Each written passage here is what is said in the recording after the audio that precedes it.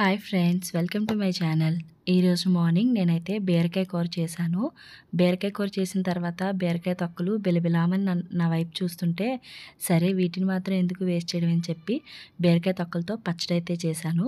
ముందుగా ఒక ప్యాన్ పెట్టుకొని దాంట్లో ఆయిల్ వేసుకొని, ఆయిల్ బాగా వేడైన తర్వాత ఒక 6 పచ్చిమిరకాయలు అయితే వేసుకొని బాగా వేగించుకోవాలి. రుచికి తగ్గట్టుగా కారం ఎక్కువ తినేవాళ్ళు ఎక్కువ పచ్చిమిర్చి కూడా వేసుకోవచ్చు. సో ఆ పచ్చిమిర్చి వేగిన తర్వాత కడిగి పెట్టుకున్న ఈ బీరకాయ తొక్కల్ని అదే ఆయిల్లో వేసుకొని బాగా మగ్గించుకోవాలన్నమాట. ఇవి బాగా మగ్గితే చట్నీ బాగా వస్తుంది. రుచికి తగ్గట్టుగా కొంచెం సాల్ట్ అయితే వేసుకోవాలి. ఉప్పు ఎక్కువ తినేవాళ్ళు కొంచెం ఉప్పు ఎక్కువ కూడా వేసుకోవచ్చు. ఇవన్నీ కూడా మూత పెట్టేసి బాగా మగ్గించేయాలి. బాగా మగ్గిన తర్వాత చాలా తొక్కలు వేసాం కదా, అవి ఇలా కొంచెమే అవుతాయి. అవి చల్లారిన తర్వాత ఒక మిక్సీ జార్లో అవన్నీ కూడా వేసేసుకోవాలి. చల్లారిన తర్వాతే వేసుకోవాలన్నమాట. దాంట్లో కొంచెం వెల్లుల్లిపాయ రబ్బలు, నువ్వులు, జీలకర్ర వేసుకోవాలి.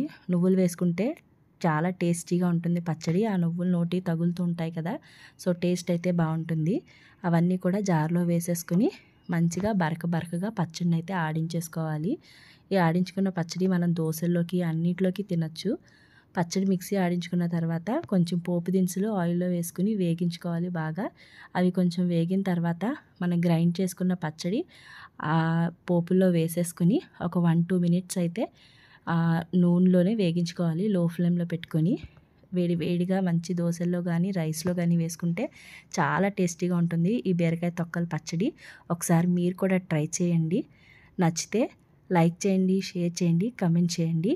Thanks for watching.